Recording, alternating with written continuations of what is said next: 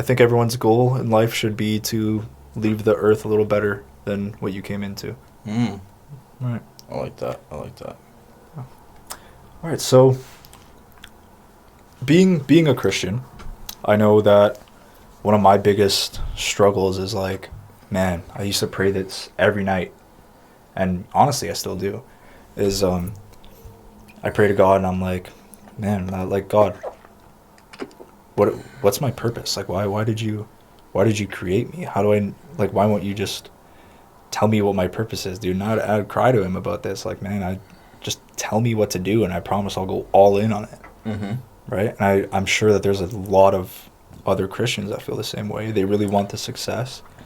They have great dreams for themselves, but how did you know what God's purpose was for you, and what your purpose in life was? I think a big thing is to look at it like, what's my purpose in this season? And that's what you focus on and go all in so that it gets achieved at full volume as quick as possible. And then those layer in over time to your purpose in life. But you're not going to know the whole dynamic until maybe you're 40 or 60 or 80. Or once you're dead and you leave a legacy, right? So it's just a matter of kind of going all in on whatever season you're in. And praying for guidance and discretion while you're in that season. And going all in, because the more you go in, the more clear it's going to be if it's the right path or not. So I move very quick, and then that makes sense. It'll tell you quicker if you're going down the wrong path quicker. Yeah, you get detoured. And it all just ties into each other. But I used to think too, like, my one purpose, and there's a lot of purposes, and at the end of the day, what your mission is on this earth isn't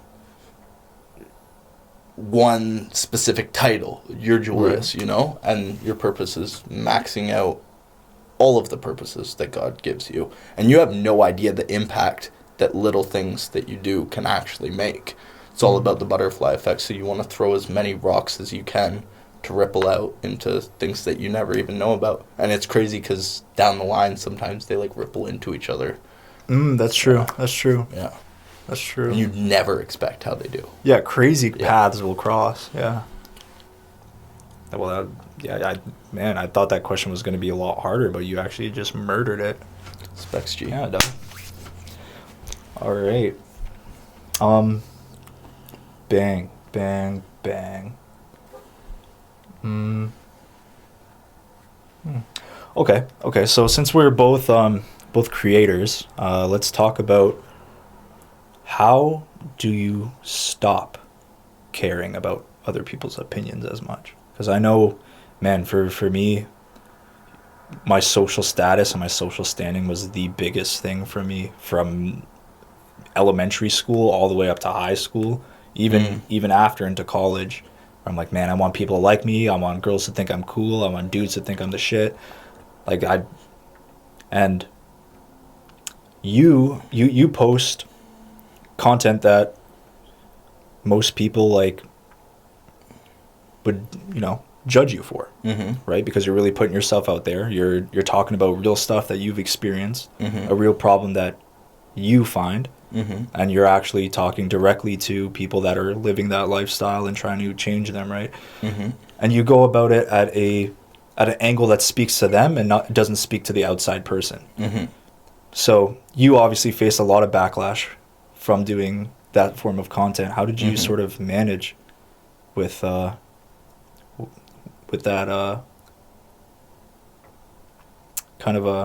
manage the opinions of people? Yeah. I mean, the biggest haters with it were people that are involved in that stuff, because I'm talking against illegal means of making money and the fast life, and that business can be faster money and it actually stays. And the hate that I got was mostly from people that are doing all the illegal stuff. And it didn't bother me. The hate didn't bother me, because hate is a good thing. You don't want 100% of people to just agree with what you're saying. Because if you're like, broccoli is a vegetable, everyone's like, okay, true. Yeah. But if you have 50% of people that hate what you're saying and completely disagree to the point where they're actually commenting, and then 50% love it, that's the golden standard. I like more like 70-30, 70% people like it, but haters are more likely to comment, you know? That's true. They're way more likely. Because they want to go against your opinion. Exactly. Yeah. People that actually like it, they're probably just going to like, if even that. So the ratio is very, very off. And then if you also look at hate comments, it's a very, very specific type of people that hate it. So if you get 50 likes and 50 hate comments, that doesn't mean that half the people hate it, half the people like it.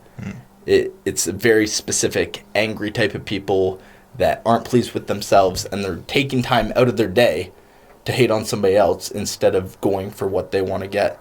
So you can't take that as actual analytics of what other people's opinions are. The only thing that bothered me about hate on my stuff is that I just wanted them to agree for their sake. Right. I didn't care if I got hate. I want hate because that's good for traction. But I didn't want the message to be hated. But you want hate. It's a good thing, and it's never bothered me. Another thing about like people hating on whatever you're saying, I don't care what people think if they don't like the message. If I don't respect you, I don't want you to like what I'm saying. Because that's not aligning with what I like, you know? Like when there's bummy people that don't do anything with their life in real life, online, whatever, it doesn't bother me when they hate on me. I don't want those people to like me. Why would I want some sense of alignment and be like, yo, I agree with a lot. Yeah, we're on the same page. I don't want to be on the same page as you. I don't want you to understand me. If you come around and you do, that means you're not a hater anymore, and that's great. But I don't want people stuck at that frequency to see the same vision. They're not going to be able to, so I don't want to stoop down to their level and have a lesser vision. So it's like, it's confirmation. If there's people you don't respect what they're doing or how they're going about their life, and they're hating on you, that's exactly what you want, because that's confirmation. You're doing something You're not right. like these people. You're an outcast from that area. Bang. Bro, you're a natural. You're actually a natural. And yeah, no, I think one of the things I faced when I started posting a little more is, obviously I posted on a second account completely separate from my main, right? And I saw my follower account on my main just Really? drop, right? And I would see like, oh, my video, like 2 likes and like 20 shares. And I'm like, oh my God, like, you know, I'm in group chats right now. Like they're eating me alive. And then, you know, you kind of realize that, man, people that aren't doing anything or aren't putting themselves out there, aren't taking a chance, those are the people that are going to be talking the most shit. Right? Yep. It's who said it? It's you never get criticized from people that are doing better than you. Yeah. It's only the people that are doing worse. It always comes from below. Yeah. Hate never comes from above. Advice and constructive criticism, that does a lot of the time, and you have to be able to take it and understand that the higher people up tend to be more blunt and harsh, so you can't perceive it as hate. They probably mean good, but they're trying to get to the point instead of like softening and cushioning. You don't want that in your life. You don't want, like, I hate when people try and like get like do a build up to getting to the point. Just tell me exactly what you're thinking. That's it. And that's kind of, I have a very small circle, and it changes very quickly because I move, I grow very fast, and I am very blunt with people, and I don't like just random talking. Like, I don't want to talk about our day unless there's motion. Like, so I don't know. A lot of people think I'm not compassionate or kind-hearted, and I don't think that acting nice is true kindness, you know? There's got to be some sort of benefit for both parties, or else it's just kind of pointless. Yeah, pointless, and yeah. I definitely get what you're saying on that one. Let's see.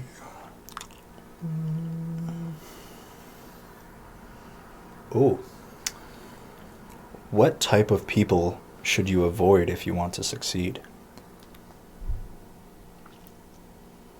I'm going to need to sit on that one for a bit.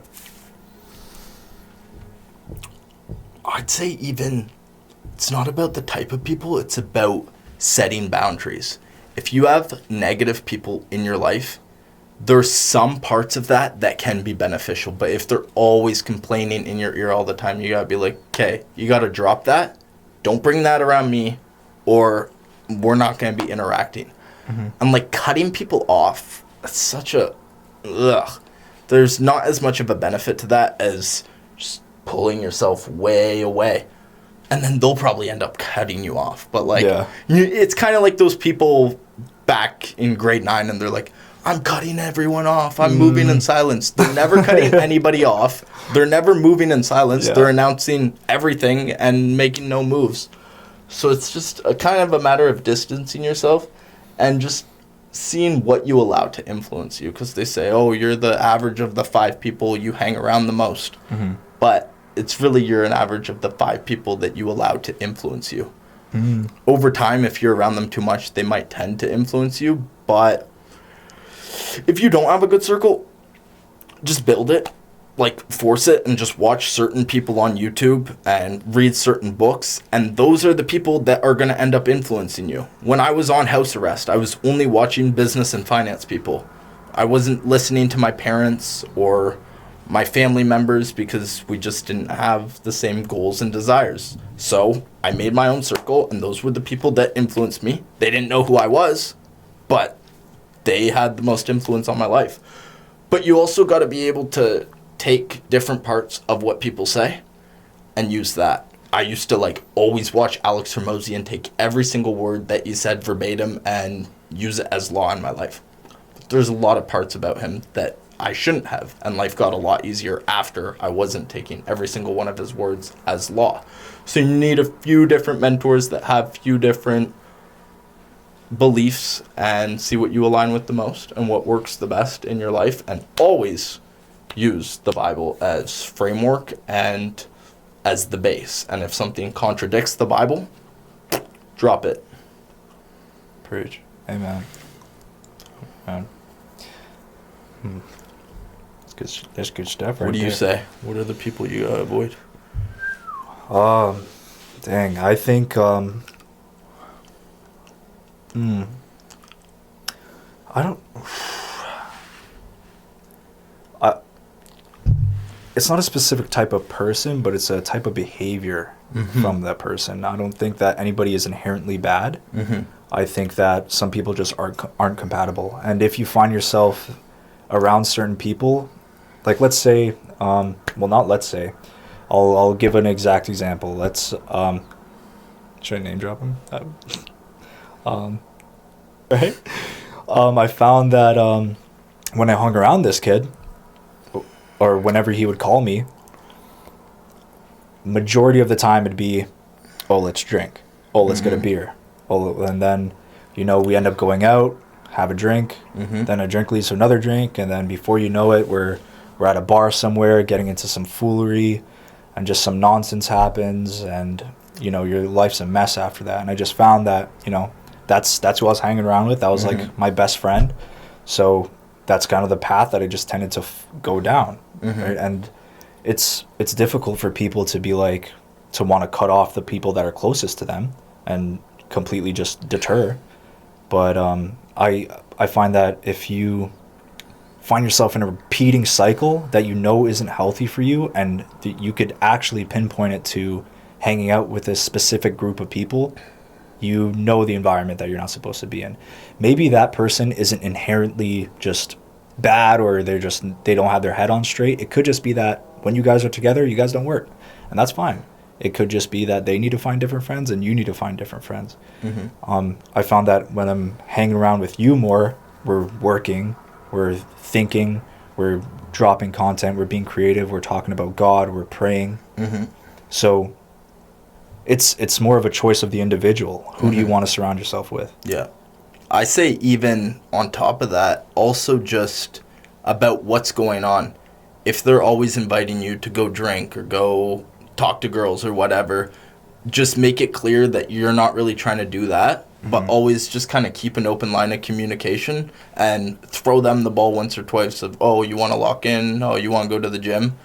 9 times out of 10, they're not going to be down, but you never know. Sometimes you're going to have a friend that's like, yo, you know what? I'm trying to get this shit together too. And sometimes there'll be a group of friends, and together everyone's not locked in. But if you throw those invites to each one individually, one or two of them might be like, oh, you know what? Yeah, I agree. Like, we got to do better. And then it's like a new formation. It's like a group effect. Like the group, like, conforms to a mindset that it just, like, naturally develops. Yeah. Yeah, exactly. And everybody's just kind of compromising to the point where nobody's even doing what they want to do. And if you actually had a serious, harsh talk with everybody, maybe all of them would be like, hey, you know what? Yeah, you're right. And then boom, you build a $10 million business. Well, that's actually crazy to think about. Like, we in our friend groups actually develop a hive mind when we all talk together. Yeah.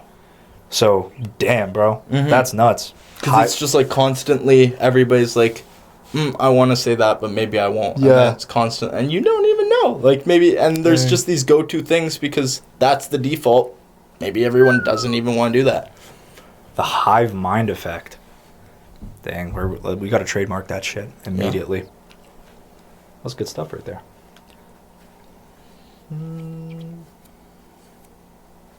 Okay. If you could go back to high school, grade 9, you're 14, turning 15. What would you want to do differently, or would you do anything differently? I've always thought of this, and no, I wouldn't do a single thing differently. A lot of the stuff I was doing was horrible, but I wouldn't trade the position I'm in right now for anything. So I don't want to alter that. God made all of these situations happen. I was in all those places. I learned from them, and maybe I regret things, but I wouldn't change anything. I love where I'm at, and it ended up working out, you know? And there was a lot of lessons along the way that I might look like I'm in the same position right now, but the why, if that wasn't the same, who knows the longevity? Who knows the purpose? Who knows how deep it goes? So I wouldn't. You? No, even though I'm not even where I want to be yet, I can already see myself becoming the person that I've strived to be. I definitely had made a lot of mistakes. A lot of bad things happened, a lot of bad decisions, but that's the fundamentals of life, is making those bad decisions and learning from them, changing, and you got to be broken to be built. Yeah. Man, let's think of something that we might not both agree on, but I think we think pretty much the same. But I don't know. Just spit out topics. Let's see what we disagree on.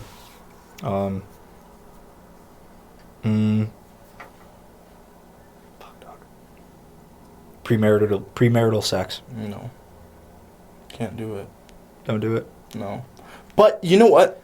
And I'm going to be very careful here because I don't want to get into heresy. But What's heresy? Like claiming stuff is biblical when it isn't. And like just kind of LARPing so that it works to your advantage and stuff like that. Like a lot of Christian influencers, there can be tendencies of heresy. Right. They might not intend for that to be the case. Yeah. And it might less so be the case if they're saying this is my opinion, but when you're becoming an influencer, you kind of have to say things as if it's fact, and a lot of it is opinionated. But what I've thought, with a lot of sin, it's horrible. You're supposed to avoid it. But you can repent for your sin, and God forgives you. So is all sin condemn, you're horrible, or is God more saying, it's not worth it? Don't do this. It's not, you don't want to do that, bro. Like, is it more like your older brother or dad being like, you don't want to do that, it's not worth it? You know, like when you have premarital sex, you're tying souls with somebody else and you're not actually aligned, so it makes the relationships that you're in the future less tightened and more difficult to last a long time, and you feel gross afterwards, you lose your energy, somebody ends up getting a broken heart a lot of the time. So is it more so God's just like, you don't want to do that, you know? And you can repent, and that doesn't mean use God's grace as a license to sin. You never want to do that. And you don't want to be sinning and thinking, oh, but I can repent. But maybe God's just advising you not to do it, and you don't have to feel like this horrible, shameful person. You just gotta be like, damn, yeah, I see why you're telling me that, God. I really do have to avoid that. And just over time building that muscle and reminding yourself, oh yeah, this is what happened last time I gave into lust, last time I gave into wrath. And just developing the muscle of not giving into it because you're remembering the outcome, not the feeling during the sin. And if sin was fulfilling, then you wouldn't have to always be sinning to enjoy it. So yeah, it's empty. That's why you repeat it again and again. And Satan will always tell you, oh, you can repent. It's fine. Don't worry. Don't worry about that. It's okay. God will forgive you. God's so graceful. Until you do the sin. Yeah, then it's like, you idiot. Why would you do that? You don't even pray. God. Yeah. Don't even bother You're about ashamed praying. to him. Hide your face. Exactly. Yeah. Yeah. God's just so understanding and so graceful. I feel like he's just, not just, but he's saying, like, I know everything. I created all of these laws, all of these dynamics, all of these principles, so I know what works and what doesn't. Follow the Bible. Yeah, you're good. Yeah, I know. I can't even disagree on that. And on top of that, dog, by no means am I a slut, but I've been with, some women, and dog, it's, if you don't love them, or you don't really love them, like them, it's not good, dude. Like, you don't, I don't even enjoy it. At the end of it, I'm like, right. Can't even look at myself in the mirror. I feel gross. You don't even want to stick around. Guaranteed right now, if you're watching this and you more than likely you have, you don't stick around. It's not like you chill there. Like you might cuddle, but you don't feel anything. Yeah. Very, very empty shit. And it drains your energy. Yeah, completely. And same with beating off. It's not like that's better. It's just, and that's a big thing too. There's a lot of people in the church communities and stuff that preach against premarital sex all the time, but then they go and watch porn. It's not like that's better. It's not. You don't want to do any of it. And it gets easier and easier the less you give into it, and the more you just exercise the muscle of not giving into lust. And the more tempted you are by lust, the more it means that there's tremendous amounts of success and prosperity on the other side when you avoid it, because that's the temptation that Satan uses when he can't get to you any other way. Yeah, that's how he took down kings. It was always with lust.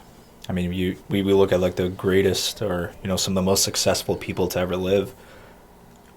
Majority of them had divorces. They were adulterers. They cheated, and they all, their empire crumbled because they couldn't control their lust. Yeah. That's good stuff right there.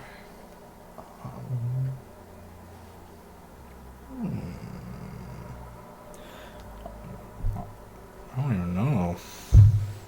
That one was kind of just off the dome. Another thing about purpose, a lot of the time, purpose tends to be directly correlated to the worst thing that ever happened to you.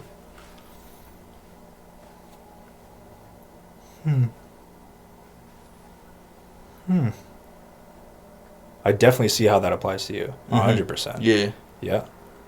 And kind of a lot of the time, it's like finding a solution and beliefs that got you out of that horrible place, and then providing that solution or insight to other people. And it's not just like my thing. Like, how many, let's say, women's shelters are founded and ran by men that were never like beaten by somebody or something like that? It tends to be directly correlated in some sense. I see. Well, yeah, that definitely does make it perfect sense, because if it's the thing that broke you the most, it's going to be the thing that builds you your skeleton back up, like your foundation. So yeah, that intrinsically becomes a core value. And that's one of like the pulls, because there's pushes and pulls towards success and purpose and impact. And the push is like what we've been doing, just like grinding on the laptop 10, 12-hour lock-in periods. And that's the push, and you need push, but you also need pull. What's the vision? What's the goal? What's the mission? What is this gonna allow me to do in terms of impact and giving other people opportunity or helping my family? And you need the pull when the push isn't hitting, and you need the push when the pull is blurry. What would you... I'm sure that there's a fair amount of high schoolers or, people our age or younger watching this. What would you tell them? It's it sounds cliche, but be yourself. But before you go and be yourself, find out who the hell you are, and always analyze, why does this intrigue me? Why is this making me want to do this? Is it my identity that other people gave me, my identity, which is the identity that I've built around what I believe other people perceive me as, which may or may not be true, or is it my identity, which is the purpose and the person that God made you? And sit with it whenever you have one of those core beliefs or desires or visions or wants, and pray for discernment quietly, because sometimes it's good to pray in silence, because the devil does not know your thoughts, but he can hear you. So sometimes he can come and make stuff fuzzy and confusing. Yes, you can pray for discernment, but the Bible didn't say that the devil can't hear your thoughts for no reason. So that can be a tool to use to your advantage, especially with something like that. Pray on it, ask for discernment, and ask, like, Lord, what is my identity? And the more you shape that and really build on it, let that shine to the world, and don't hide it, don't seal it, push it. Always. With the devil can't hear your thoughts, right? But he can give you thoughts. Yeah, he can give you thoughts. Also, like, what I noticed, like, when I was on house arrest, there was, like, crazy spiritual warfare going on. Like, sometimes I was just, like, screaming in the basement, the power of Christ compels you, to these demons and stuff like that. And it was just constant battle. And I didn't know for, like, 2 or 3 months about that, the devil not being able to hear your thoughts. It's actually the first time I'm hearing it right now. Yeah. Did you think he could? Yeah. Yeah. No, he can't. He has no idea what you're thinking. Sometimes maybe based off of things, and he can plant seeds and then kind of analyze how you're reacting to it and stuff like that. But he can't hear your thoughts. He can't hear the prayers that you say in your mind. Wow. But I noticed one thing when I was on house arrest, and I was praying out loud for guidance. Out loud. I got all these crazy, like, things coming at me that were so blurry. I was like, oh. I realized after a while I have to pray silently for guidance right now, because I'm just putting it out there, and the devil's like, oh, he's praying for guidance. Why don't I come in and make it look like I'm guiding? Yeah, because the devil hears your prayers too. And also, usually, if you have to justify doing something, you probably shouldn't be doing it. And if you have to justify not doing something, you probably should be doing it. Right. Usually. Right. It's pretty simple, but... Boom. Right there. Nice blueprint. I'm going to stop now. Very, very, very tough questions that hopefully you can answer. These ones are going to be...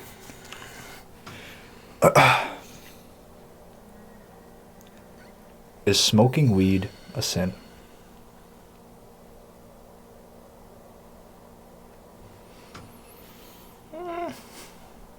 Because I don't think that there's any reference. Is there a reference to in the Bible? Well, there's not a reference necessarily. But it's like drunkenness. It says to be sober-minded. Yeah. I wouldn't say the act of smoking weed is necessarily a sin. I think it's a lot easier to fall into sin when you're high. Yeah. I find like lust is a lot more appealing when you're high. Definitely. Doing it all the time is nerfing yourself, making yourself give into sloth, give into gluttony. It's just making yourself more accessible to temptation. It's like opening a door that you know the devil's standing outside of. Yeah. Yeah. That being said, sometimes once every few months, not to relax and take a break, no, but to think a little bit deeper and analyze everything. Sometimes I've found that smoking weed can give you new insight on something. So, like, See that? completely evaluating something. Why am I thinking of a hydra? I don't know. I don't know. I don't know who Hydra is. Hydra is just like a very big serpent. Oh. Yeah. There's, like, the Leviathan. Yeah. Yeah. That's in the Bible. Dang. I didn't even read that. Oh, yeah. It's in, like, Revelations. Wow. Yeah. With, like, scales that are the size of shields that are, like, unpenetrable. And, yeah. Damn. Yeah. Revelation's pretty crazy, bro. Yeah, they're getting some crazy shit over there, man. Some very deep stuff. That's what hasn't happened yet. Yeah. Ooh. Ooh. What about dinosaurs? Yeah. Obviously. You believe in dinosaurs? We got the fossils. I don't think that they look the way that we portrayed them, though. Well, all we have is their chungus bones and stuff. Like, yeah, we could kind of get an idea. Yeah, but like if you had the bones of anything and you looked at it 2,000 years later and all you had is the bones, you can make up whatever you want around them. I guess you could. But like, I just think that they were just like, if crocodiles died during that time, then we'd be like, oh, the great crocodilian. Like, they're just reptiles that died previous. Some people say, well, reptiles don't really stop growing, and people were living to like 1,000 years old. So reptiles were just living that and growing on. You know, and then there's a bit of like evolution and survival of the fit. So it's just like, yeah, they didn't grow as big now. Man, They went extinct? Like, what? With the course that the world is on right now, do you think that we might see? Of course, I mean, we know that he will come like a thief in the night. No one will know the day nor time. But do you think that on the course that we are on right now, with the way the world is, we will see Judgment Day within the next 200 years? I have no idea. I don't know either. And we're not, like, no one knows. We don't know. A lot of people think it's coming. Yeah. Maybe it is. Maybe it's not. I mean, I think that a lot of people have always thought that it was coming. Yeah, they've been saying that for years. You know? Like, and it might just be, like, getting closer and closer and closer, but who knows, like, how close it actually gets. I mean, stuff's getting weird. I think that we're seeing prophecies fulfilled. Yeah, and there's, like, a lot more. I think there's a lot less lukewarmness in the sense that there's, like, actually way more, like, Gen Z. Our generation, there's way more people that are Christian because they believe that they're Christian, not just like, oh, my parents believe in it. Yeah, there's been a very big movement of God lately. Yeah, like there's some spiritual work happening. Insane. We got Togi, Suicide Boys, Justin Bieber. Who else? There was another one that blew my mind. Leo Skeppy. Leo Skeppy, that was it. We have, just unbelievable. The Suicide Boys is what really blew my mind. Those guys turning you listen to their old songs, they're true. They're worshiping Satan. They're blaspheming. And now they're like making songs about God. Some powerful stuff, man. Some serious work happening. Yeah, I feel like it's getting taken like a lot more seriously now, and It's beautiful. It's beautiful. It makes me very happy.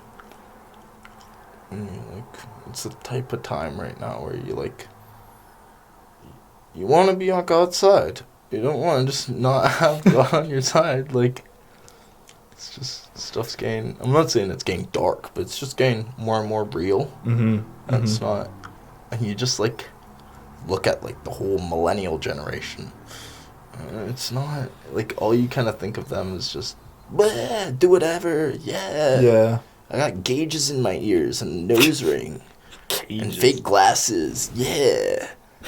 And like just not taking anything seriously and no like actual, like when I picture a millennial, I don't picture somebody that's like, yep, this is my beliefs, I'm very firm in this. It's just kind of, it's like the hive mind, you know? Yeah. And they just all have that hive, not all of them, of course. Yeah. But the majority, the generation, I just picture kind of a hive mind and everybody kind of being like, like now a lot more of us are like, okay, no, you know what? Like, let's not promote gay propaganda.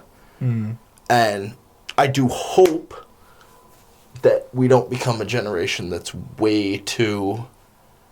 I hope that we're the generation that's compassionate and caring and understanding, but has values. Yeah. It's like we can meet people where they're at and show them love and compassion, not condemn. Because I see way too many videos of like these people that are condemning women wearing stuff that's revealing, saying, oh, you can't call yourself a Christian, da-da-da, for like views and stuff like that. That's way worse. Like, that's so much worse. Who are you to say that? Mm-hmm. Like, how? So, like, that, and that's just getting us a bad rap again, and then that would mean that there's the whole millennial thing with another couple generations down. Yeah. Like, I'm so sick of the compensation going fully one way and then overcompensating to bring it back. It's kind of like politics, too. Oh, yeah. Like, and it's just getting more and more cooked. And if you look at, like I'm conservative, if you look at, like, the liberals' beliefs 20 years ago, you're like, yeah, facts. Yeah. You know? Yeah. Now either side's, I'm like, yo, come on. Like, for real. There's no way any of this, and if you look at, because obviously when I'm, like, watching political reels and stuff like that, it's giving me exactly what I want to see, the conservative stuff. Mm-hmm.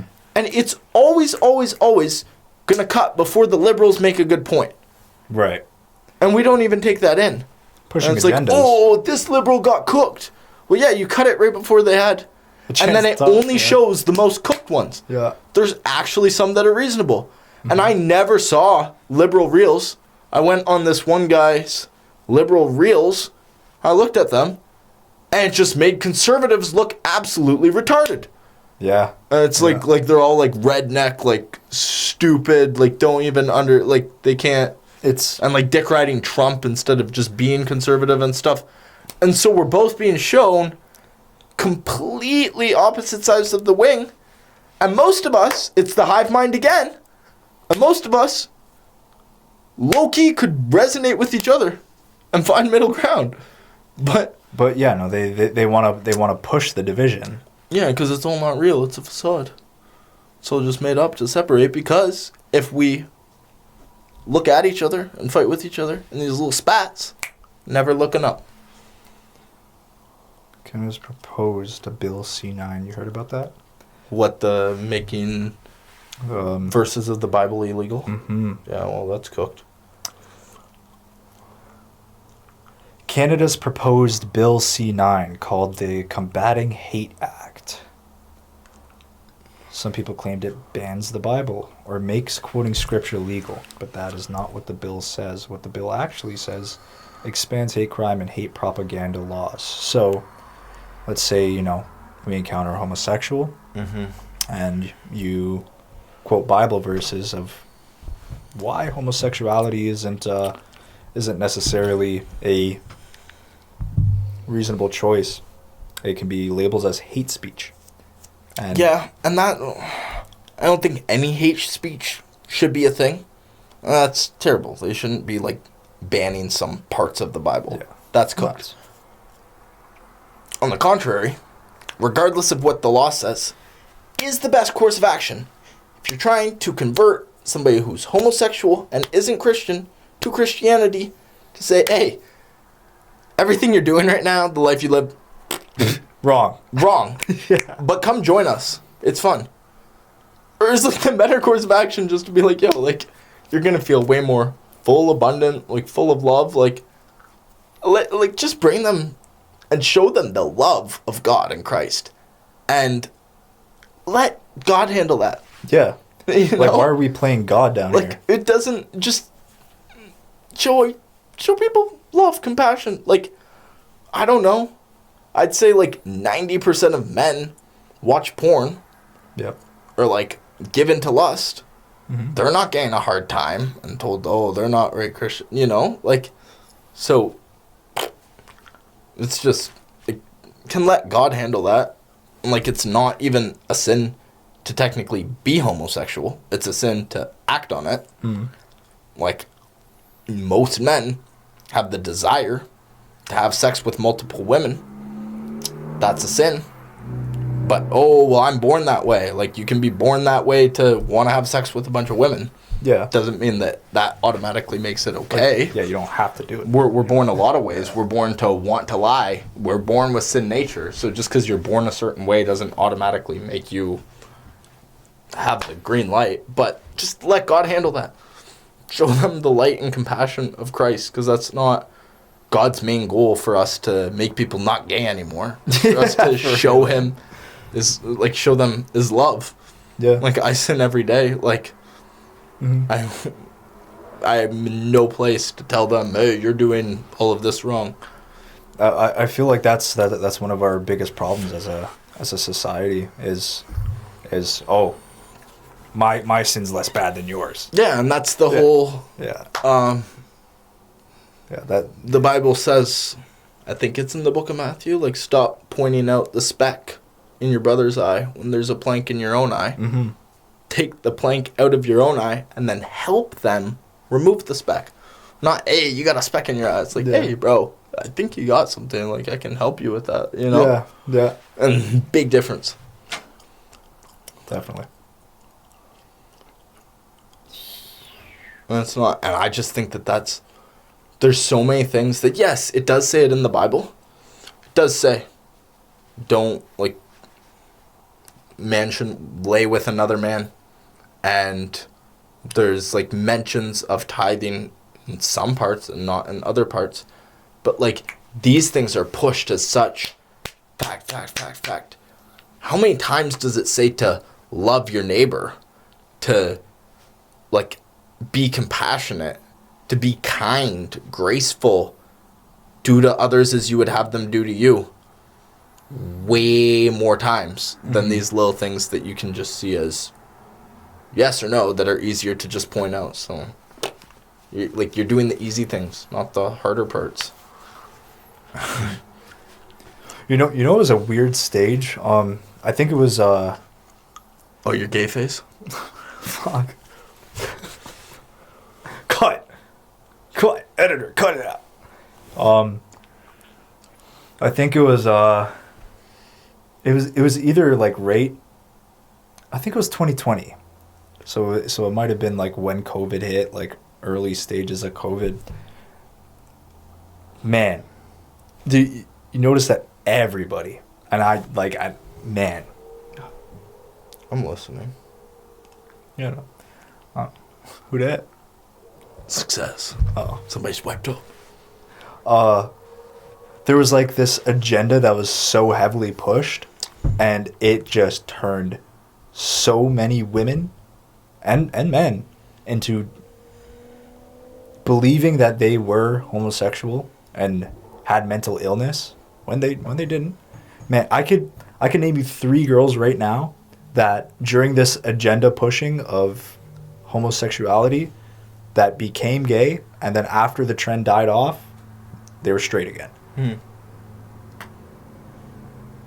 I don't know what this has to do with the Bible, but crazy. You remember? Yeah. Became gay. Became straight. Became a absolutely devout Muslim. You know, hijab, everything. No way. Yeah, full hijab. Deleted all social media. Interesting. Muslim too? No. Like, no. This is another agenda. This is just...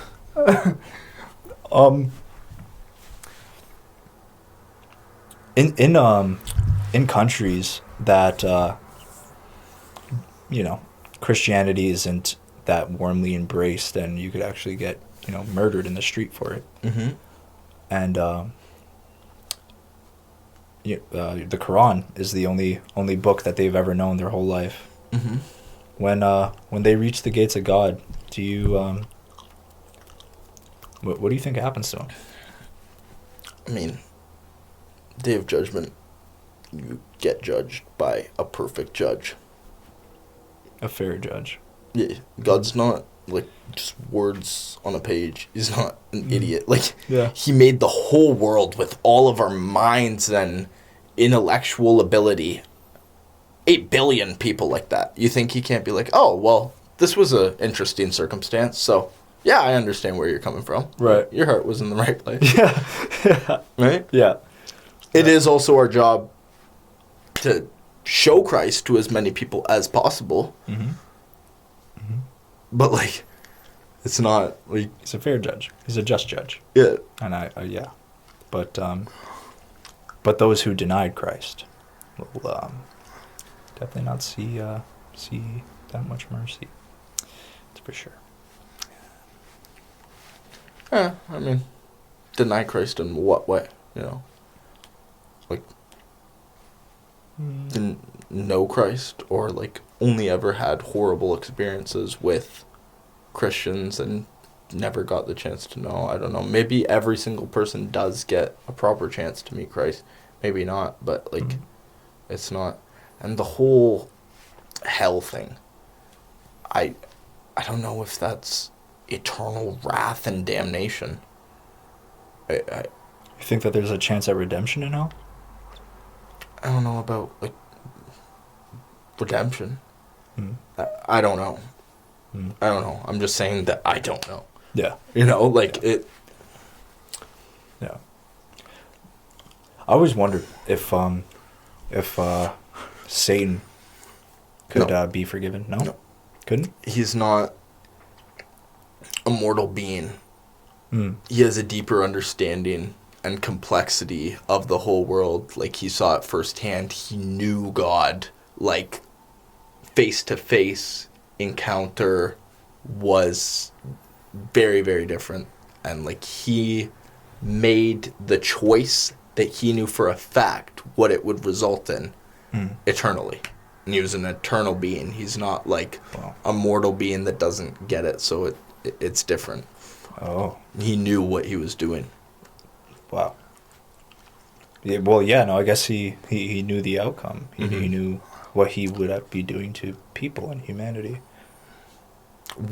He knew the outcome, and he knew the choice he was making was eternal, and he knew the power it carried, and he had the power of an immortal being. Mm-hmm. It's not like us when we're, like, reading the Bible so we know something's sin and we do it anyways. Yes, that's wrong and we need to repent, but completely different on the ability scale and stuff like that. It's different sentience, different understanding, different consciousness. I see. Yeah. I see. So there's no chance for him. No. When I was a kid, I used to pray for him. Yeah. Like, you could be a good guy, dude. Just say you're sorry. I don't know, bro. Man. Did Dahmer make it to heaven? I don't know. If he repented and he meant it, then yeah. He did repent. I don't know if he meant it. Yeah, we don't know. No. But if he meant it. Yeah. Yeah? Yeah. It's not like, like Paul murdered hundreds of Christians. Oh, he did. And he did. I don't think it's like a huge debate if Paul made it into heaven or not. So, for real. It's like, yeah, and there was horrible, like, evil, senile things Jeffrey Dahmer did. Mm-hmm.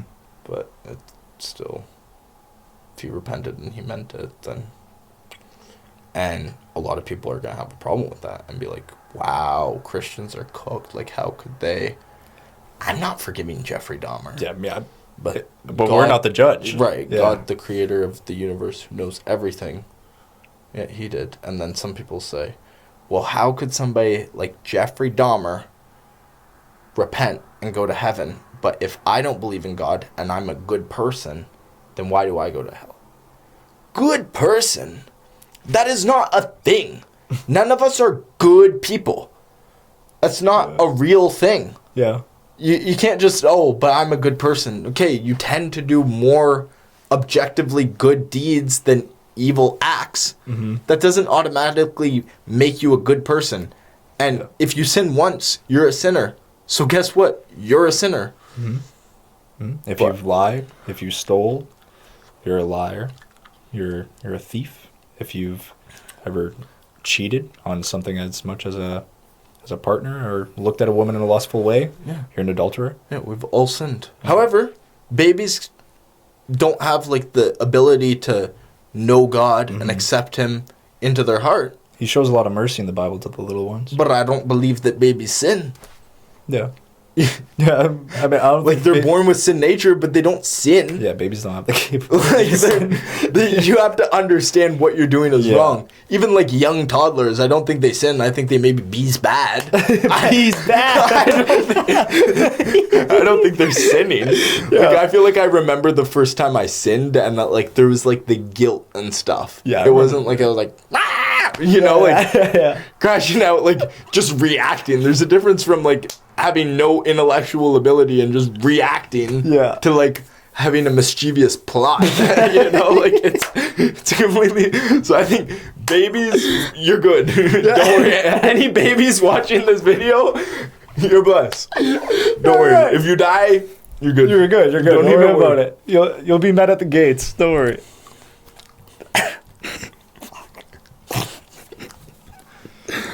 Oh. I'm cutting it out. It's not the right thing to do. Like, go to headandchat.com.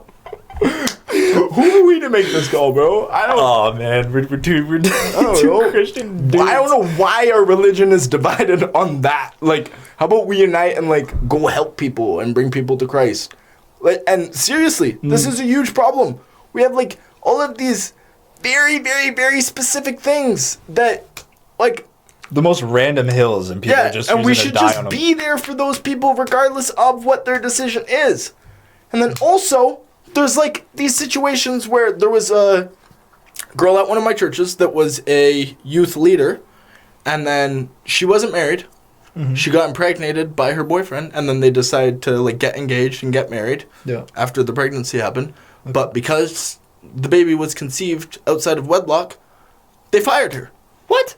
Like, what was her, like, would it have been better if she just aborted the kid? And then, like, you're kind of, like, just playing both sides, and, like... That's not right. Who are you to make all these calls? And, like, I don't know. A lot of the Christians that have bigger impacts are the ones that have had more personal experiences. Like, I way prefer... Not that there's anything wrong with Bryce Crawford, cool dude. I way prefer hearing Togi talk about his relationship with God than Bryce Crawford. There's just like that's valid. Different levels of relatability and stuff like that, and we're not all supposed to be just like these sanctified heroes that are like holier than thou. Yeah. And Togi was on this other guy's podcast, Bryson something, and he was telling him, your job isn't to be the next Bryce Crawford. Your job is to help people that are a couple steps down the ladder, further down the ladder than you are. Right. Like, Togi's job doesn't have to be reading the Bible word for word and knowing every verse of Scripture. It's just to be the dude that is talking to the guys that are still fucking the hookers. That's what he said. That's what he said? Yeah, that's what the guy said. A Christian influencer guy. He said he's the guy that's there to help the guys that are still fucking the hookers, you know? That's his role. I feel like I'm there to help the trappers, you know, not trap anymore. Mm-hmm. Like, that's one part. And then, you know, business owner scale and stuff like that. But, like, just my goal or vision, no, it's my purpose never been to help people at church. Like, we help each other learn more about the Bible. No. Like, I've been in those settings, and it kind of just feels like a Jesus competition on who knows more and stuff like that. And it's just like, guys, like, let's just get to the basics and look at this here. Like, come on. I'm not saying it's not that deep, but, like, it doesn't have to be all that complicated. And, like, you guys are literally, like, unfollowing or cutting people off because they're going to clubs or they're drinking. Those are the people that need it. Yeah. Jesus was not hanging out with all the people that he was hanging out with the sinners. Yes, bro. Yeah. The drunkens, the gamblers, like, even the disciples, bro. None of them were these sanctified great guys, you know? Like, nope. He grabbed every sinner that he saw and just flipped him around. That was it. Yeah. That's what we're supposed to do. Not like, oh, we don't associate. I don't want to fall into sin. You know what? You're a pussy. If you're that pussy, weak, exactly. Yeah. If you are that weak that just intertwining with somebody who is in sin is going to make you immediately fall into sin, you got a lot more work to do than internally before you ever start pointing some fingers and judging. Yeah. Like, it's, come on. Like, let's get a grip here, right? Like, yeah, you're not better. I just think that's the most damaging thing of all of Christianity is, like, this holier-than-thou attitude. Jesus did not act like that. Yeah. He would wash. The man who was 100% man and 100% God, who never sinned, didn't act like he was better and couldn't associate with these people. He said, whoever is without sin, cast the first stone. He was without sin. He did not cast the first stone. Mm-hmm. I feel like there's many Christians in that demographic that if they had never sinned, they'd cast the first stone right away. He would oil his disciples and wash the feet of strangers. Very humble man. Very humble.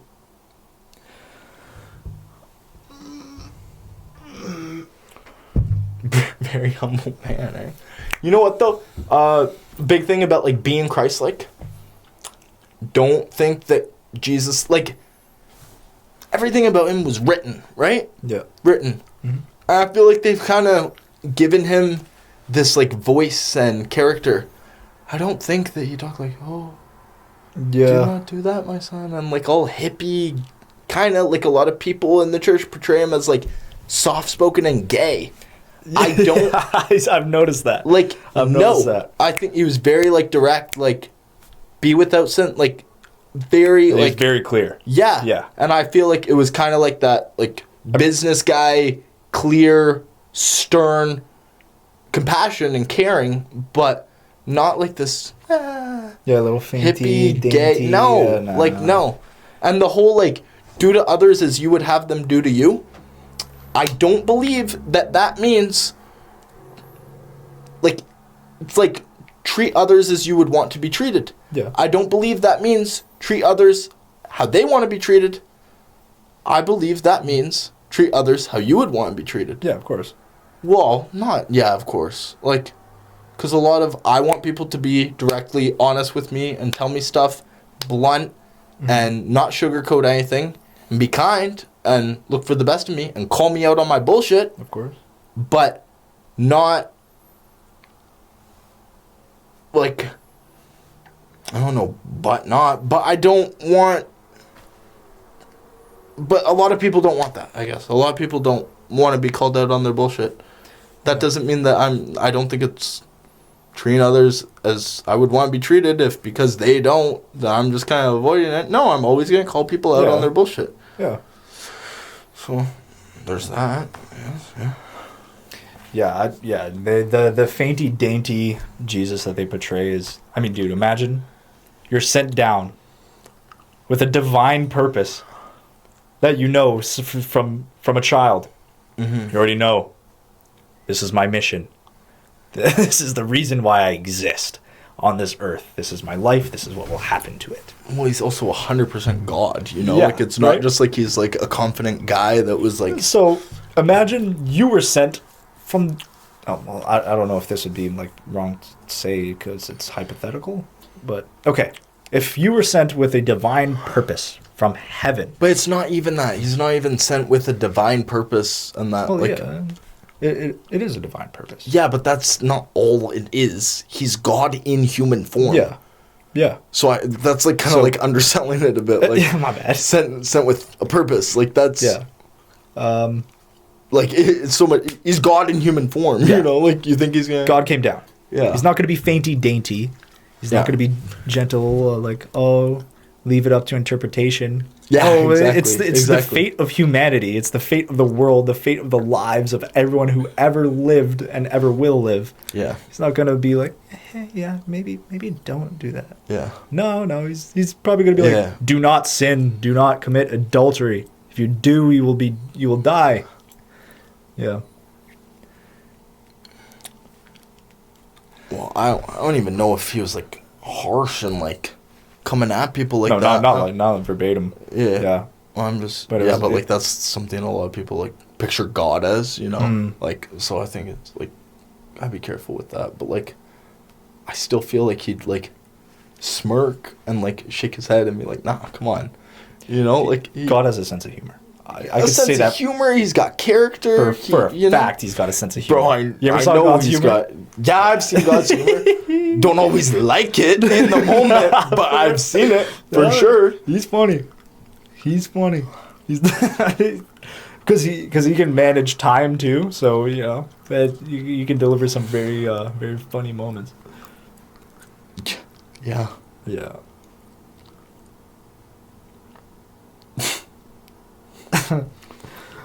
Yeah, man.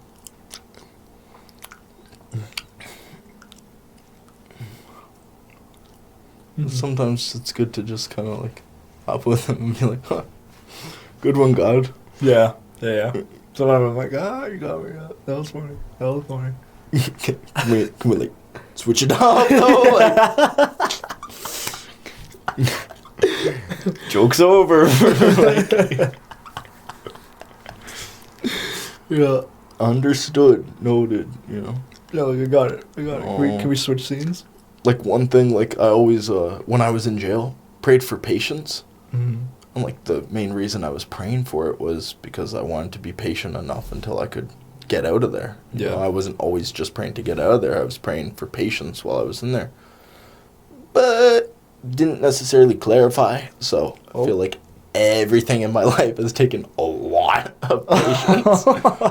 But I've had the patience for it. So you know what? Maybe I would have just jumped ships and be like doing something with a lot lower purpose if I didn't pray for that patience, you know? Could have had less conviction with your work. Yeah. And maybe I couldn't have actually like done anything big because I didn't even have the patience to get through it. Mm-hmm. I'm just realizing this now. Like before I was thinking, oh, well, that was dumb of me. I was praying for patience, so now I have to be patient with everything.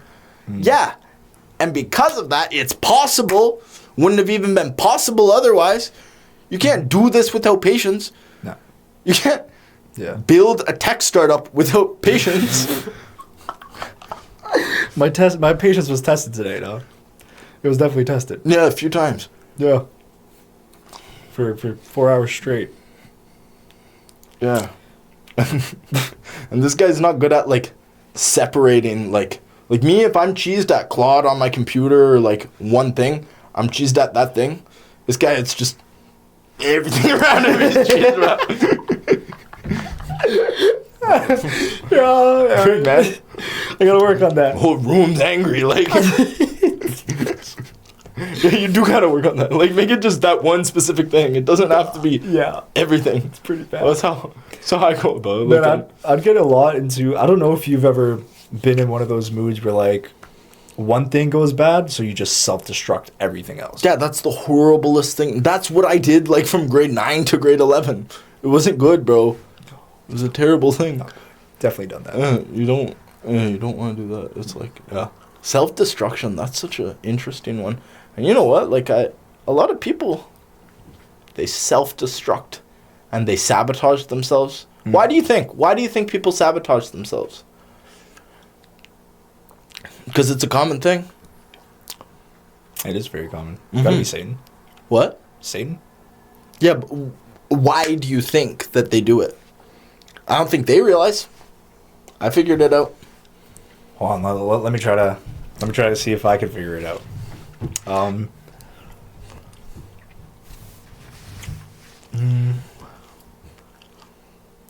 Lack of self-worth? The reason people sabotage themselves, I figured this out recently, doing a lot of deep analysis, because I was kind of tempted into like self-sabotage. I was like, wait, why? Why was I just tempted to do that? Bam. Because if I self-sabotage, then I am responsible for the outcome, and I don't know for a fact that I gave it all I have and still failed. It's because I made the choice to make it not happen. Damn. And then it's like, well, maybe I could have if I kept going. So there's still that nice feeling to fall back on, because at least it could have been a possibility, but I was in control. It's controlling the outcome. Pussy shit. Wow. It's pussy shit. You're bailing. It's bailing. It's a pathetic attempt to get a grip of control of your life. Mm-hmm. Wow. Yeah. Sauce, eh? Damn. That's crazy, bro. Clip that. Yeah. That's getting clipped, effective immediately. That's insane, dog. Some fire ass. Like, it wasn't like I saw that on something. It was because I was tempted a little bit by self-sabotage. I was like, why did I just have this temptation? I haven't had that in so long, and I used to do it all the time. Why? I was like, what would that have made me feel? It would have made me feel like, I bailed. I bailed out. It was my choice, and maybe I could have. Damn. That's why people also undershoot too. Because there's that nice feeling of, well, maybe if I gave it all I have, then it would have worked out. But I chose not to.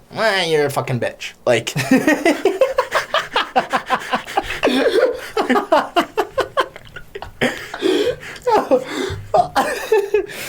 Dang. Now I know if I give it all I have, and there is not even an inch left of room to push, and it doesn't work, then I have the ability, and I learned enough along the way to push again and have a better chance at actually making it happen. Bang. And if I do that enough times, success is inevitable. When God is quiet in your life, what do you think is the meaning behind that? I'll give what I think, and then you let me know. I think usually when, well, kind of like reflecting back on every time that I felt like he wasn't answering prayers within a certain time frame, or I wasn't seeing any sort of reciprocation. Looking back, it was because I was in the middle of what I was asking for. Yeah. Like I was smack dead in the middle of the lesson, and there's the quote of the teacher silent during the test. So I feel like that's mainly why he's quiet. But I also feel like there is times where he doesn't want to respond, because if the answer's clear, then there's a lot of steps that wouldn't be taken that you need to be taken. Yeah. Right? Yeah. What are your views? I don't think it's like one size fits all. I think there's different reasons. One of them may be, is he being quiet, or are you LARPing like you're seeking him, but you're directly doing what you know you shouldn't be doing, and you're not actually going and seeking him. Like, you can't just be doing all of these things slightly against him. It's like the fence, Yeah. That's like the worst place to be, because I find, not that you should do this, but if you are going completely against him, all in on it, that's when I've had times where like my heart's thumping and he's like, okay, you need to stop this. And I find I do pray for conviction when I'm going all in on that sin. Right. And that's a good one. Like, just if you're doing that stuff and you know you shouldn't be, but like you just don't want to stop, be like, Lord, I need you to convict me. Like, I know what I'm doing is wrong. Rare that he'll be completely silent when you pray for conviction, because that's a heavy one that you'll tend to get if you pray for it or if you don't pray for it. And then another one is he being silent, or are you just doing exactly what you're supposed to be doing? You'll know if you're doing exactly what you're supposed to be doing, and there isn't much.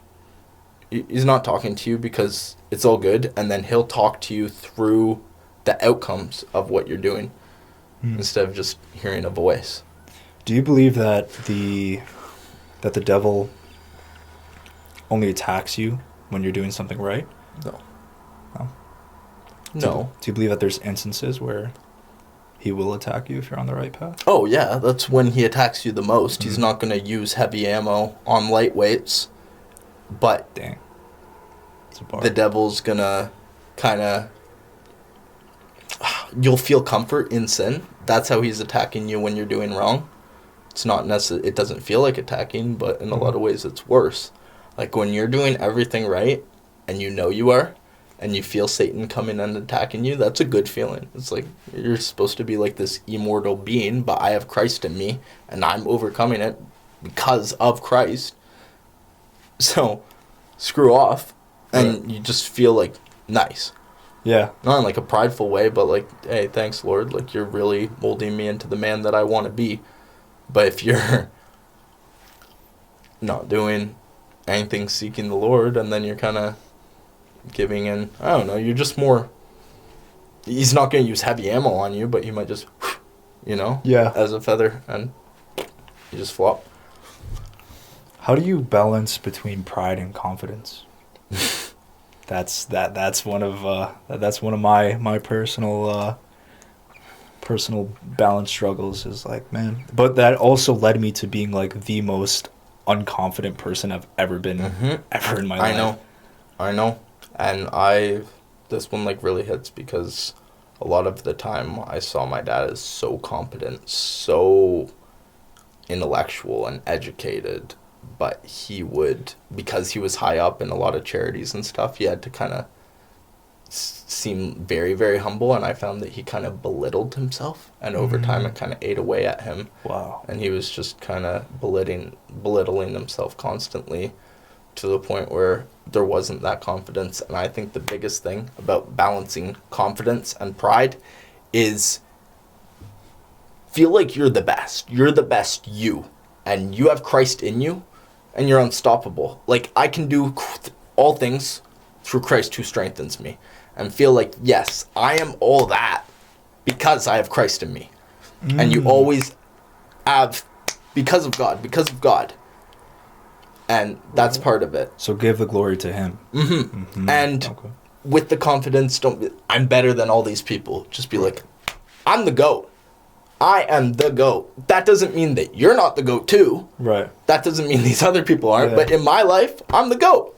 Yeah. And God's in me, so why wouldn't I feel goated? And that's okay. And like,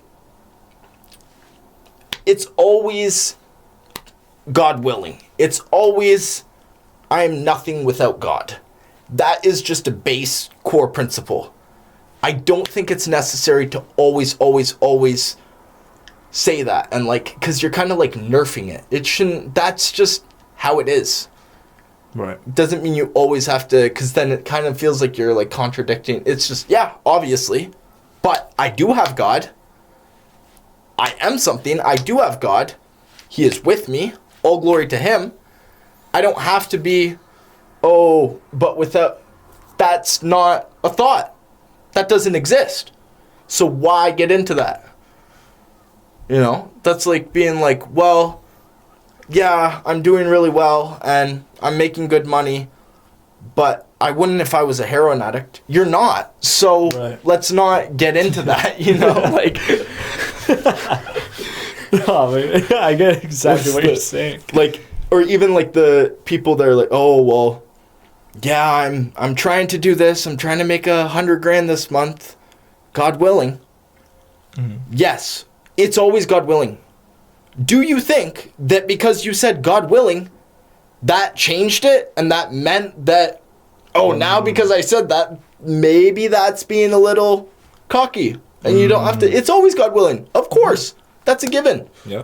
You just have to say, I'm going to make it, I'm going to do this.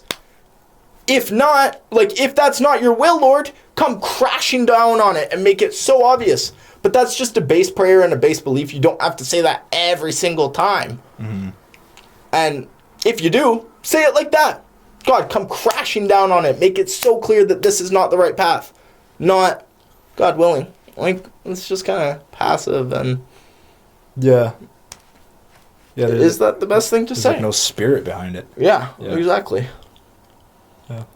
I feel that one. And like sometimes it's like a cop-out. Yeah. Like I'm always God willing, but a lot of people use God as a cop-out for not being successful. Oh, well, I'll try, but it's in like God's hands at the end of the day. Excuse of their own sloth. Yeah. Yeah. Like, God's not doing everything for you. You have to go all in and say it will happen.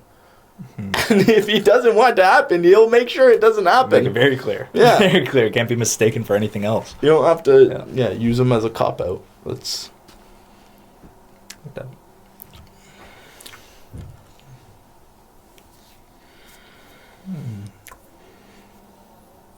What do you think a lot of people get wrong about Christianity or biblical principles? Like a common misconception.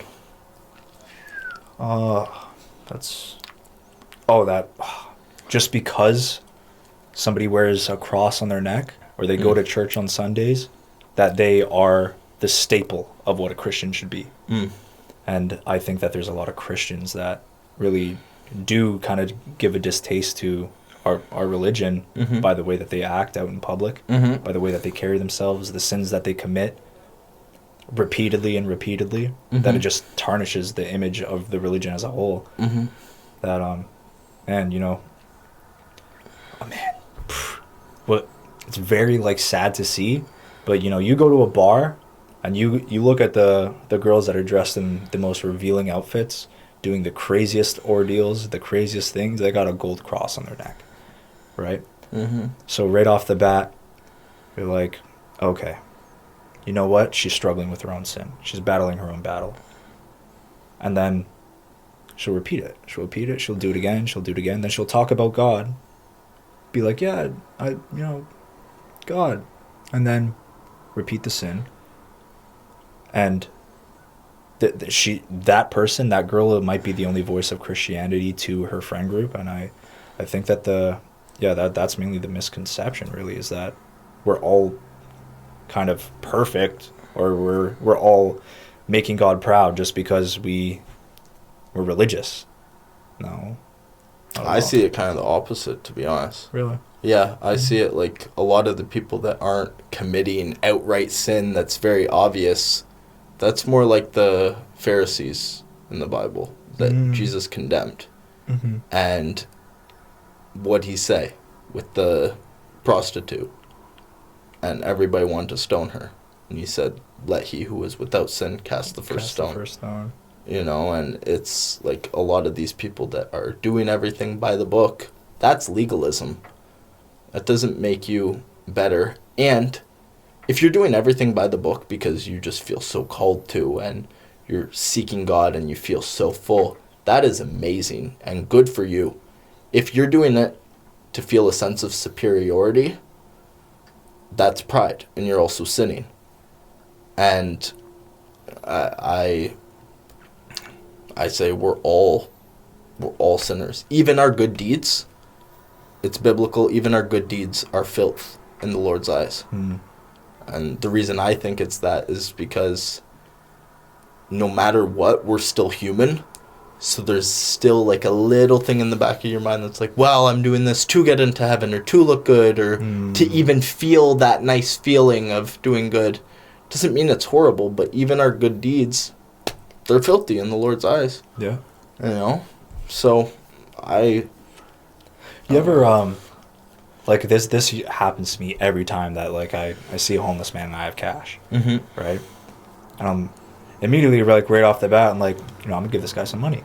And then the second thought that enters my mind immediately is like, oh, God's going to reward you for this. And then I have to shut it down in my head. I'm like, what? That's not the reason why I'm doing it. I swear. Like, I'm doing this because I wanted to. Yeah. And then I do it, and I'm like, oh, that thought just lingers, and it's like bothering me because it's not the way I truly feel. I'm like, no, I didn't want to do it just to get kudos with God. Like, hey, dude, I gave some cash to a homeless man. And it just kind of like taints the deed that I can't even like feel not prideful but good that I did something good.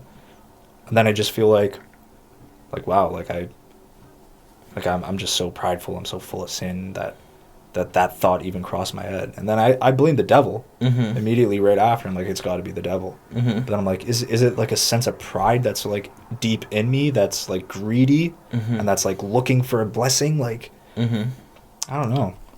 Maybe you can shed some light on that. And sometimes it's not even always the devil. It's just your own head, you know? There's also you in it. Yeah, like, yeah. There's God and there's Satan, but also sometimes there's just you, and like you're thinking all of these things, and that'll get in the way. I mean, I don't know if I have a fix, but what I do instead of just, even if it's my first thought, I kind of do a quick prayer about it. Should I? Or should I go give this guy money? Like, should I? And then it's not going off of what you think is good. It's like just seeking God and being like, Lord, tell me if I should or shouldn't do this. And then you're following that, and then you kind of have more confidence in that. Also, it's more when you don't want to do it. When you're like, oh, I kind of should do this for this person, but I really don't want to. Yeah. That's more of a sacrifice than giving Right. $20 to somebody that you don't want to, like, it doesn't bother you or anything. Sometimes it's when you don't want to do that thing and you're like, oh, come on, Lord, like something else, please. And yeah, and no, usually that's when you're supposed to do it, and you're not going to feel like, oh, was I doing that for, no, you know you weren't, you didn't want to do it. Man, yeah, I've been in that situation. Last $5, like last $5 to my name, and I'm like I was gonna go buy a junior chicken with this. I'm like, oh man, but the thought entered my mind. So like now if I don't do it, it's bad. So I give it away. Like, and then no junior chicken for me. Yeah. But sometimes it's not necessarily financial. Yeah, it could be. That, Yeah. like the giving people money, that can be an easy one. Going and asking people, hey, like, what's your opinion on God? Sometimes you have that feeling like you're supposed to do it. How often do you do it? Like, I've actually never, like a stranger. yeah, Never done that in my life. Have you? a couple times. Really? I've probably been like told to do it a couple hundred times. I just try and like. How did those turn out? Like what was the situation like? I'm trying to think right off like the bat. I feel like it was less so strangers and more like people. Like acquaintance? Like more like warm audience kind of thing. Oh, okay. Like, yeah. I'm like talking to them, and usually it ends up just like a lot better than it could be expected. Right. I'm not necessarily saying they're like, oh yeah, like, you know what, sign me up, but like, or praying for people. That's where I've actually done it with like more cold. Like there was this guy I gave a paint quote to, and then he was telling me how his wife died and then 2 or 3 cats and stuff, and then I asked him if he believed in God, and he said not with everything that happened, and I prayed for him. And that was weird. I'm in uniform praying for this guy after I give him a painting quote, but I can't like worry about being professional or something like that. Like what is that? Like, you think God's gonna be like, hey, like, no, like I'm in the position also to own a company and stuff like that. I can call the shots. Better set that as the standard, like, right. Better. And I even like brought one of my employees to church and stuff like that. Oh, that's nice. That was awkward. That was really weird feeling for me. Yeah, I can imagine. Of course, too, like when you bring people that aren't Christian to church, that's when it's the weirdest service ever. Like I invite him to church, and then they're like, all right, so we're gonna have a special service. I was like, what? turn They're out like, the lights. we're not going to do a regular service where we just pray.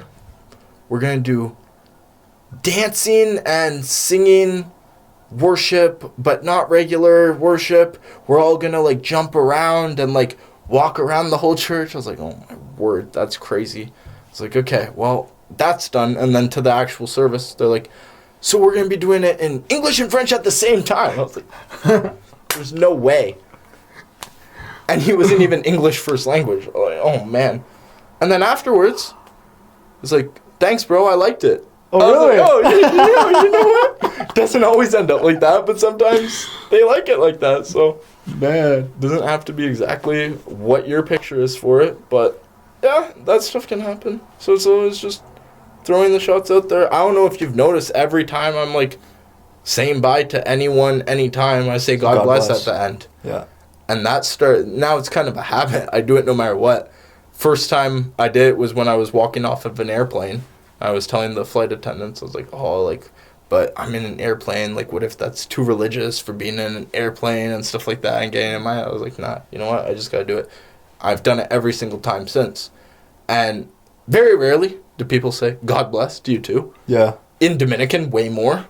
Wow. But still, it's more like 50-50. Mm-hmm. I find foreigners tend to say, thank you. And... like African Americans tend to say God bless you too a lot more often. And white people, okay, yeah, have a good one. And they act all like weird and hostile about it. So I'm like, huh. That's my observation with that. But one thing, if not anything else, it has pushed me to be kinder and more friendly. Mm-hmm. Because I can't be a grumpy asshole. God bless. Be like, hey, where's the Doritos?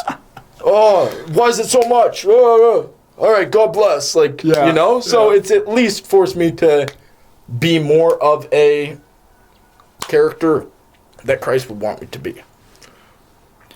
Do you find that, well, personally, I found that, like, I'm very I'm very conscious of, and, like, kind of weary of the way I act out, like, around certain people, like, even very close people, mm-hmm. or even out in public, like, you know, being just somebody who's very vocal about mm-hmm. being religious. Mm-hmm. I tend to, like, kind of just be on edge and, like, be extra kind of scared because I'm kind of representing God, in a sense, representing the religion, that I'm scared to, like, even be myself. Like, I'm scared to say things, scared to talk on certain topics. I say don't do that at all. Like, fully go into it 100%.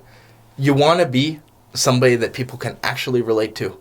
Yeah. 90% of the people at church, like, they just turned me off and they were too robotic and da-da-da and legalistic, and it turned me off. And that would never turn me off from the Bible or Christ, but it turned me off from that whole area, and it made me feel like I can't really relate to these people. I can't. Yeah. Like, I'm not saying to or not to do, but sometimes swearing makes you more relatable.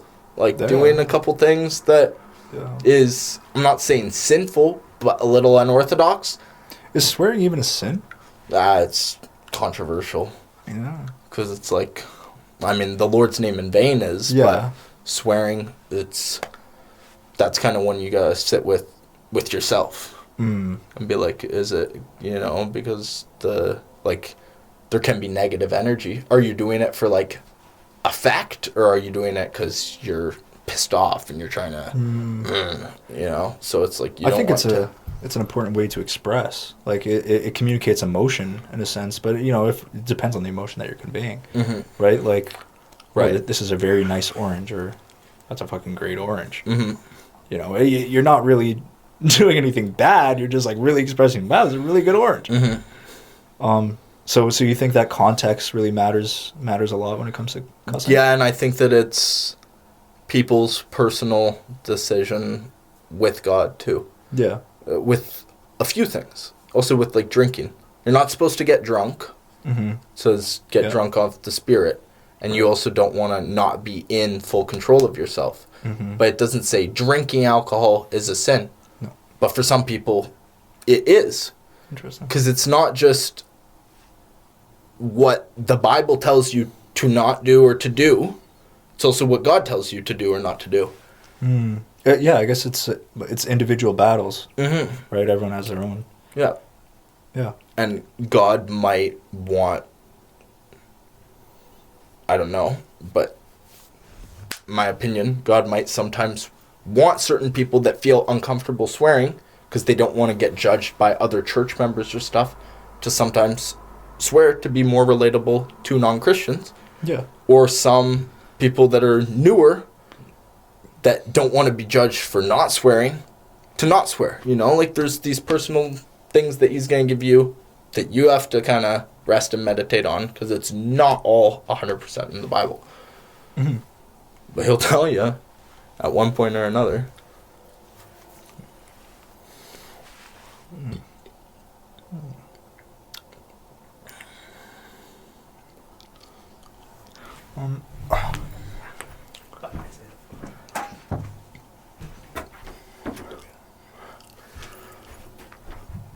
Okay, so we're almost at an hour mark in 10 minutes.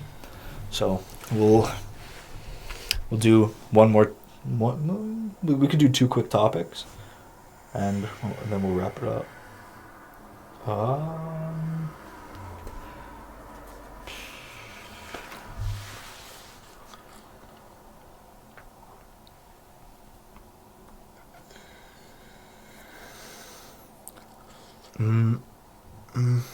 Oh, okay.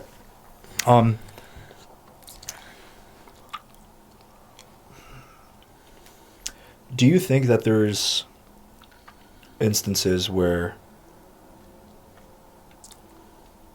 sinning is a justifiable choice? No, it's not justified, but it's like... Like situationally, right? Mm-hmm. Your mother's in danger. There's an attacker. Mm-hmm. You know, to save your mother, you might have to beat this guy up.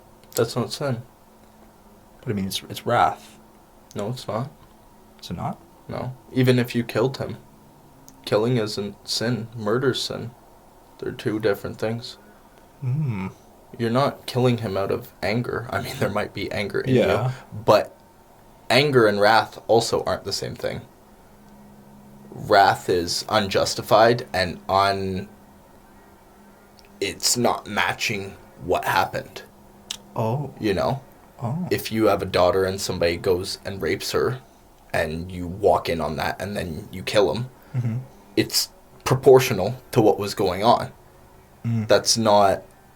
Yeah, the law might say that that's wrong and you go to jail forever, but it's proportional. Wrath is unproportional. You step on my shoe and I beat you up. Oh. You know, like that's wrath. Wow. You know? Jesus flipped tables. Right. When there was all the tax collectors. Yeah, when they were selling outside that the was church. Anger and emotion. That wasn't wrath. Right. Wasn't unjustified. You know? Oh, okay. Yeah. Okay, so it's like a balance. It's keeping it equal. Yep. Wow. Yeah. Dang. I just learned something new today about wrath. That's why it's like really important to not just read the Bible, but study the Bible, because there's all of these like defaults a lot of people think. Like, murder is a sin. Killing is not. They say, oh, the Bible says money is the root of all evil. Not true. It says the love of money is the root of all evil, which are 2 very different things, even though there's just an additional word. Or you can't serve money and God. Yeah. That's not what the Bible says. It says you can't serve mammon and God, which was a false god of prosperity. So like worshiping false idols. Of prosperity, you know, even if you're like worshiping money. Right. But also, even if it did say you can't serve money and God, it's not serving money if you're seeking success. Okay. Is money more your master? Because it says one cannot serve 2 masters, so you can't serve mammon and God. But even if it said money, are you serving money when you're working hard to set stuff up so that money works for you and you have all of these systems and income coming in consistently, regardless of if you want to work that day or go to church that day or spend time with your family or do whatever you feel God is giving you to experience in this life? Or are you serving money because you're being told when you have to go to work, when you have to clock in, when you have to do all of these things for your paycheck? I say the latter is serving money way more. Wow.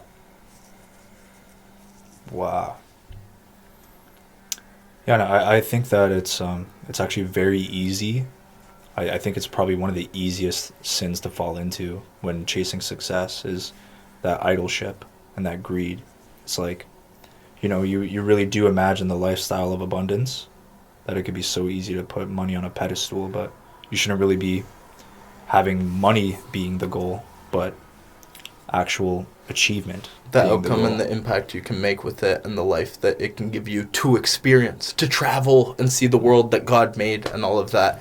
And me personally, I've experienced a little bit of both, and I've had ridiculous amounts of money coming in and gone for ribeye steaks every single night, and that doesn't feel good. It doesn't feel nice, and took a while to realize, I don't want that.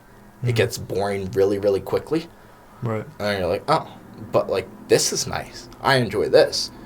And just doing things that you enjoy and being very grateful during that time. And a lot of people say that they have a harder time being close to God when they're in pits and like in really down places. I don't. Yeah, I'm the opposite. I tend to be a little further away from God when I do see success. Mm-hmm. That was a period for a little bit, and now I've kind of made a habit, and it's just way more enjoyable to be with God and be like, thank you. This is amazing. Thank you so much. Like, I'm going to celebrate and appreciate what I want to see more of. Yeah. And it just feels way better to be like, thank you, God. Not like get to that point and be like, yeah, I did this. It doesn't even feel as good. Right. God wants you to feel good. And it's not exactly correlated, but it's changes your whole perspective when you don't think of God as the man upstairs that's in heaven right now and I'm praying up to you. He's everywhere. He's right beside you. And it hits a lot harder and it's a lot more emotional, but comforting and real when you picture like he's right here beside us, like he's part of it all, Yeah. And it's like he's a part of the process. Yeah. Each step he's there. He's not like looking down Yeah. on, like he's with us at all times. And you feel him, and then that's also gonna make it a lot more awkward when sinning and stuff. Yeah, tell me about it, dog. Yeah. And did you find that when the money came, emptiness followed with it?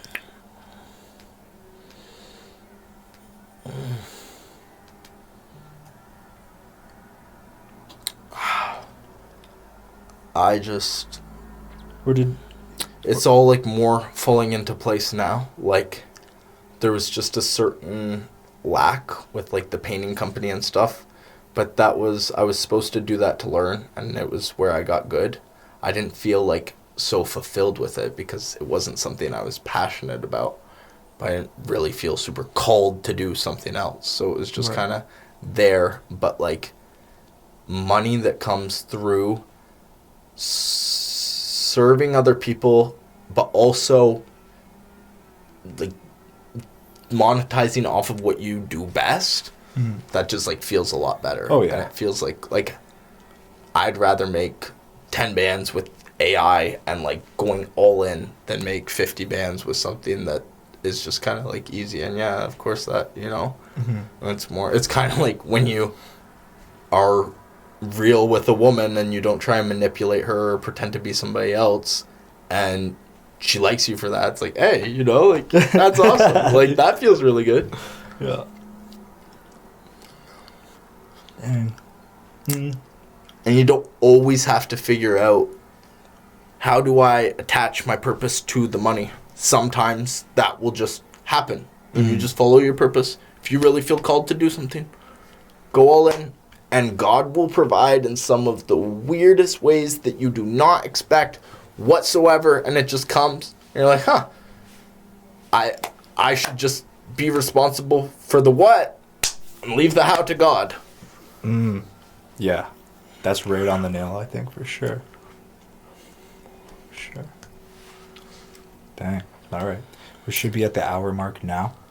We're gonna close this one out. If you guys would like these talks, feel free to leave some comments of some questions for the next video. Of course, I'll throw up his Instagram handle right here, so you guys can give him a follow at the Motion Donor. The Motion Donor, not donut. My bad. But yeah, God bless you all. Thank you guys very much for watching. And anything you want to say to him? Give him a little sign out. God bless y'all. Chase your purpose with passion. Amen. Amen. Is this a Christian YouTube channel?